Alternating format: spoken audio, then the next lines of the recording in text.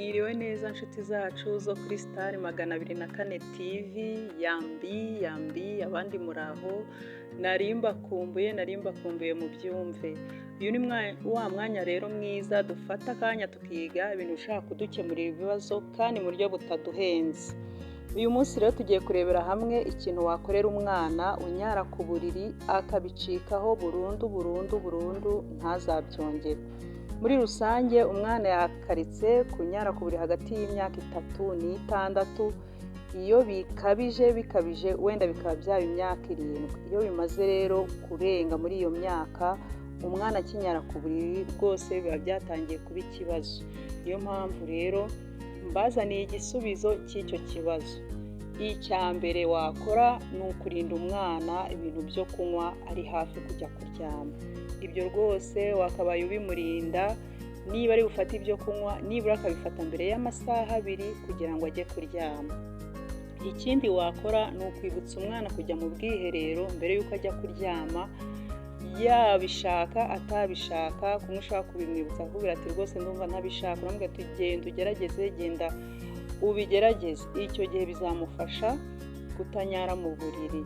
Ikindi kintu gishobora gufasha umwana kutanyara ku buriri ni ukumurinda stress, kuko stress zituma abana banyara ku buriri. Niyo yaba yari yarabiretse, ushaka kujya kubona ukabona umwana byagarutse kubera stress, kubera ubuzima bwo mu rugo, kubera wenda ababyeyi ntibabanye neza, bamuntonganya, habayo kwimuka bitunguranye. Ibyo bintu bishena umwana bikamutera stress rwose, bikaba byatuma yongera kunyara ku buriri, cyane cyane nko kumuhindurira ishuri akabona yisanze muri sosiyete ataramenyereye.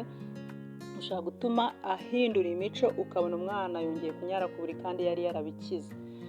Rero kabone niyo yaba muri iyo myaka atarigeze abihagarika, ngo ufitiye umuti. Uyu muti rero ni imisatsi y'ibigori. Imisatsi y'ibigori murayibona ku ishusho. Ufata iyi misatsi y'ibigori ukayitekana n'amazi, tuvuge nka litiro y'amazi, ukayitekamo imisatsi y'ibigori wavanye mu bigori nka 2 cyangwa 3. Hanyuma icyo ukora iyo bimaze kubira, urabihoza, ubundi ukazajya uha umwana mu gitondo ibiyiko 2 binini, bya bindi by'isosi dukoresha ku meza, ukamuha ibiyiko 2 na nimugoroba agiye kuryama. Ibyo bintu ubikora iminsi 5 wikurikiranya, ukajya ubimuha mu gitondo na nimugoroba. Bifasha umwana, ubyongera kuri za nama nabagiriye zo kumurinda ibyo kunywa agiye kuryama.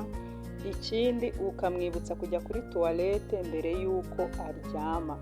Ikindi ukamurinda stress, ukamuba hafi, ukamenya ngo umwana ari kunyura mu buhe buzima, ni ibiki biri kumubaho bidasanzwe. Ibyo bintu bizafasha umwana kureka kunyara ku buriri nimukurikiza izi nama. Hanyuma nkomeje kubashimira abantu mwese mwakoze subscribe, byarazamutse. Imana ibampera umugisha, tujye dukomeza tubane. Nzajya mbagezaho ibintu byiza by'imiti rwose kandi idahenze.